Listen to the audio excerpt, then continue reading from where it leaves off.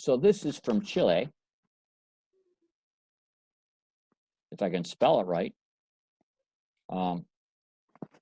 Anybody recognize any constellation here? Probably not, because Sagittarius. wow, where do you see? Well, Sagittarius is someplace around here. I know that. I believe that this is Scorpio, someplace around here. I think this is Antares right here. Okay, this is obviously the Milky Way galaxy, right? And this is the core of our Milky Way right here. And so Sagittarius has to be someplace in there, right? Because the core of our Milky Way is in Sagittarius. But just this just beautiful picture. You think, oh, this must be in Arizona because these must be saguaro cactus. No, they're not saguaro cactus. There's another name for the cactus. It's unique to Chile. They are similar to the saguaro cactus that you'd see down in Arizona. Okay, so let me kill that. I don't want to take that. And I now have, let's do this. And come on.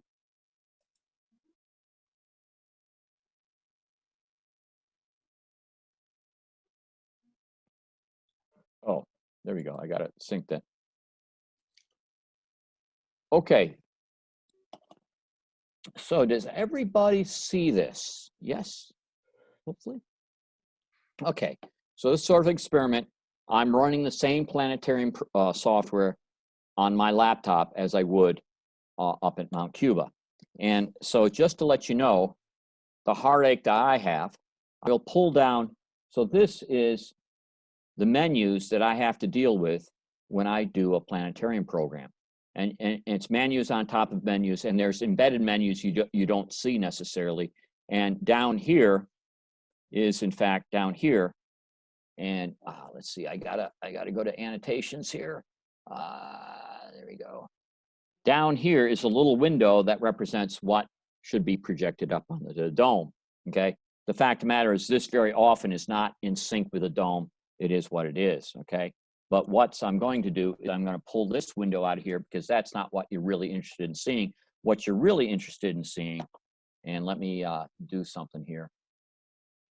Get rid of that stuff. This is exactly what we were looking at from Chile, okay? And I'm trying to see, so this is the core of our, oh no, that's right. This is, my pointer is now, I gotta go to a draw. So this is the core of our galaxy. Here you can see Sagittarius, this is the, Scorpio, right? Scorpion, and this is Sagittarius right here, right? So this is going north, this is going south, this is going north, even though it says east, but be that as it may. So again, this is in Chile. There is no saguaro cactus. I couldn't find anything that looked like that in terms of the horizon, but you get the same kind of feeling. So why I do this is to try to get you a sense that, gee, despite the fact I'm working on my laptop, I can still simulate very much what you'd see in the real world, okay? So for some of you, you may have missed the great Jupiter-Saturn conjunction of 2020. And so I'm going to give you an opportunity to see them again. So this, I've just switched over to December 19th of 2020. This is Saturn, and these little dots here, and I think that one as well, and that one as well, are Saturn's moons. Now, I can tell you with a decent telescope, with a sky glow, that because this is relatively low to the horizon, you could not necessarily easily see the moons of Saturn. You could certainly see Saturn's, and even at low magnification, you could actually see that it was an oval, that you could see that okay, there was rings around it. Okay, well, we know that there are rings on it. Galileo would have thought there's three moons, three objects stuck together, okay? And what I'm going to do is I'm going to just go ahead in time, okay? And I have to get something out of the way here. And we'll just let time progress. And what the heck's happening? So let me stop here. And I'm going to put on a drawing. And gee, there's something coming up. These are the moons of Jupiter. And here's Jupiter down here. So all of a sudden, the Jupiter comes in the field of view. And by the way, I've gotten the Earth out of the way. So the Earth, I've jumped off the Earth. I don't have to worry about the Earth getting in the way. So I'm not looking from night to night, but I'm continuously looking. Okay, and let me keep on going here. And there's Jupiter coming in. You can see the moon's going in front of the Jupiter. And you can see actually the moon's going around Saturn. Sort of cool, right? It's something you would not necessarily see from night to night. You just get a snapshot from night to night. And at this point in time, right about here, which is December 21st at, well, it's about almost 4 o'clock in the afternoon. And maybe it's just before this. They're at about as close as they're going to get. You can see how far apart they are. With the naked eye, they looked remarkably close. They really did. It's pretty cool. In a telescope, okay, they look pretty cool, but they still, you could see a clear gap here. Okay, and what I'll do is I'll keep on going in time, and again, I have allowed the planetarium to fix on Saturn and let apparently the Jupiter to go by. Okay. In reality, they're both going down into the horizon. So each night you'd have to adjust where you're looking at your telescope because it's getting closer and closer. Oh, well, actually, well, yeah, it's complicated. Okay, so you saw Jupiter go by. That's a relatively close opposition. Okay, but there was a very close opposition a long time ago. Let me stop this. And there we go. Okay, so what I have here is this is Venus and this is Jupiter, okay? This happens to be 2BC, all right? It happens to be one of the explanations for the Star of Bethlehem. It's called the Christmas conjunction. And I got to make certain that I have done this correctly. But Venus and Jupiter are the two brightest non-stellar objects in the sky. Actually, the two brightest objects other than the moon and sun in the sky. And here they are very close together, okay? They are actually, at this point in time, so close together that it may be difficult to resolve them by just your eye, okay? Again, the telescope wasn't invented. The Israelites hadn't figured out how to do that, okay? I'll let time go in sequence, and you'll see that Venus gets so close. Let's go backwards now. Come on. You can see that Venus gets so close that Jupiter and Venus almost touch, okay?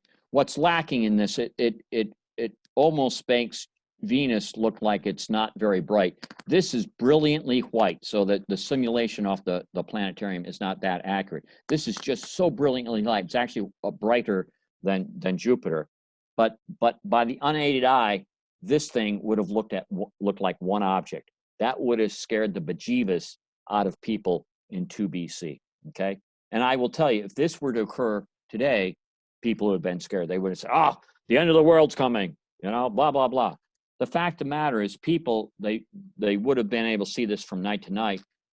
One night later, it would have been enough separation that they realized, oh, this is like the birth of a planet. Let me zoom back out here. Well, where did that go? Holy smokes. I guess it didn't like me there.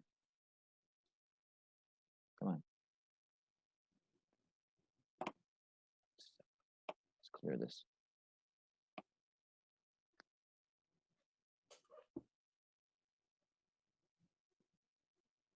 But Venus would have gone right by Jupiter, and then in another night, clearly, and for some odd reason, the planetarium decided to take over and really mess up my program. But be that as may, at one night, they would have been so close that people would have been scared bejeebus. The next night they would have been separated, and it's like somehow a star that was single had birthed another star. And so the analogy is very clear that back then people would have thought, oh, maybe this is like the birth of a new star. And it also happened in Leo. There's all sorts of interesting stuff about that very close conjunction, and it's called, again, the Christmas conjunction. So that's sort of interesting, and so it's a nice analogy to what happened back in December. But December was nothing compared to what happened in 2 BC. So if you go outside right now and it's clear, you look up in the sky and you'll see, and you look south, you'll actually see sky that looks a little bit like this, okay? And what you can do is, which is really cool with a digital planetarium, you can turn things on, and all of a sudden you can connect the stars like they're dots. So you've got dot to dot, and the one constellation that is the second most recognizable constellation after the Big Dipper is Orion, this guy right here, right? So how you recognize it is because of these 3 stars right in a row. They form the belt, and then coming down from that belt is like a scabbard that holds his knife or sword, and then he has legs coming out here. I like to think he has really broad shoulders, and then his head's up here, and he sort of has a bow and arrow here and a club here, and he's actually going after Taurus the bull. Taurus the bull is over here. So this is Orion the hunter, and I can turn off those stick fingers again, okay? And of course I have all those other lines that I just threw in there, and it's just a mess. What is pretty cool that most people don't realize is that the Milky Way is actually not too far away from Orion. So the Milky Way is actually going around in about this area of the sky. It's actually a band that goes all the way around the sky. When we look at the Milky Way during the summer, we're seeing into the core of our Milky Way, and it's very dense. And again, when you get away from cities where there's not any light pollution, you actually see the glow of the gas and dust that forms basically the core of our galaxy, and extends up into Cygnus and down well below Scorpio, okay? Our same Milky Way extends actually right next to Orion. Orion's right here, okay? This is where it is, but you say, I don't see anything there, Dr. Jackson. What's going on here, Scott? And well, it's because of light pollution. When I turn off light pollution, you might start seeing it. That's terrible. Let's see if we can't get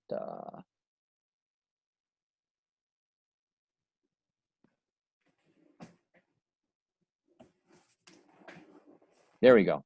So what I did, I told the planetarium to enhance turn off all the light pollution and then enhance the Milky Way. So now you can actually see the Milky Way coming out here.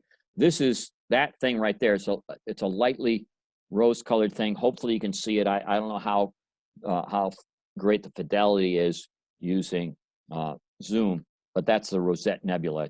It's a real neat gas and dust cloud that has it's a big emission nebula. There's lots of globules being formed and new stars being formed, as well as in the Orion Nebula here. An interesting thing about Orion is that this star right here is called Betelgeuse, and supposedly it's the brightest star in Orion. It actually hasn't been. This star down here, which is Rigel, is in fact the brightest star, and the reason why Rigel happens to be the brightest star right here than what Betelgeuse is because Betelgeuse actually is variable. And in fact, in 2020, it was decreasing in brightness considerably, and it was really causing a lot of stir in the astronomy community, saying, "Oh, is it going to go supernova? Is it about to go supernova?" Well, nobody really knew, right? But it has since come back on brightness. But this variability is an indication that, and other things that they have seen, it's at the end of its lifetime. And so most astrophysicists believe that it's about ready to go supernova. When I say ready to go, that's geological time speaking. So it may go next year, it may blow up as what's called a type 2 supernova, or it may go off in another 20,000, 30,000 years. So I wouldn't worry about getting that on your bucket list to watch Betelgeuse go supernova, because you may not be able to be alive by then unless you have really good health insurance, okay? So great star to look at. The other thing to look at is look at Betelgeuse, and you can see this in light polluted sky, and then look at Rigel. Go back and forth. So this is in the upper left, this is the lower right, and you go back and forth between these two stars, and you realize, oh, Betelgeuse is sort of orange looking, and Rigel is sort of bluish looking. You realize, oh, there really is color to stars, right? Betelgeuse is basically a super red giant, and Rigel is this brilliantly white hot star. They're in some sense they're similar in that they're very massive stars, but totally different temperature. Rigel is very, very hot. Its light is coming out in the blue part of the spectrum. Betelgeuse, on the other hand, has bloated out to the size of about of Jupiter, the orbit of Jupiter. It's very, very large, and it's very red, okay, because its light is shifted over to the red. So consequently, when you actually focus your eye first on Betelgeuse and then Rigel, you'll actually see the difference in the colors. It's a pretty cool thing to do, and something I love to do with people all the time. So if you look at Orion, you'll realize, gee, there's something really bright down there. That's Sirius, or Sirius, depending on how you want to pronounce it. And that's the brightest star in the sky. So that's actually a double star as well. And I can't remember, but it's a classic, basically a star that's going around the other star. You can actually look at its orbit. It's actually tilted towards us. And it's a star that you can actually measure the movement of its secondary star very accurately. I think right now it's too close to the main star to be able to see it, the glare of it. But once it gets further away, you can actually measure its speed going around. You can actually use Kepler's law of planetary motion to actually predict where it's going to be. Pretty cool, to say the least. Okay, this guy out here, off to the upper right, is in fact the Pleiades. It's called the Seven Sisters, and you can sort of see it looks like a little bit of a small Big Dipper, something like that, small Little Dipper, whatever. But Pleiades, Seven Sisters. It's also called Subaru in Japanese, and it is an open cluster of stars. So these were stars all born together. They're actually being pulled apart by the forces in our galaxy, basically tidal forces, and so they aren't going to be associated with each other for much longer. So another million years, you won't see them as a cluster of stars. So open cluster of stars tend to be born all together, and then because of tidal forces in our galaxy, they get pulled apart, and that's the way things are. This bunch of stars right here, it's called the Hyades. That's also an open cluster of stars. You look at it, you say, that's an open cluster star. That's actually forms the face, or the V of Taurus the Bull. And you may not realize that it's an open cluster, but it is. This guy right here is not, that bright star is not part of the open cluster. It just happens to be there. Matter of fact, what's sort of cool is we can turn on the illustrations, and you can see that star right there is actually one of the stars of the bull, and you can see that V, which is in fact the open cluster of the Hyades, forms the face of the bull, and then a couple stars form the tip of the bull right there. So sort of cool. Are there any questions at this point in time? Because I was thinking about killing this. Okay, so I'm glad I was able to hopefully entertain you all. So hopefully when this is all done, you're going to come out to Mount Cuba again, and you're going to come to public nights, and you're going to support a great institution, the Mount Cuba Observatory, because it is a wonderful place to learn all about astronomy. And you know, when we open again, we'll be able to see the new telescope under construction. and it's going to be wonderful once it's complete. I'll sign off. Have a Thank good you, night. Scott. See y'all later. Good Thanks, night. Scott. Good night.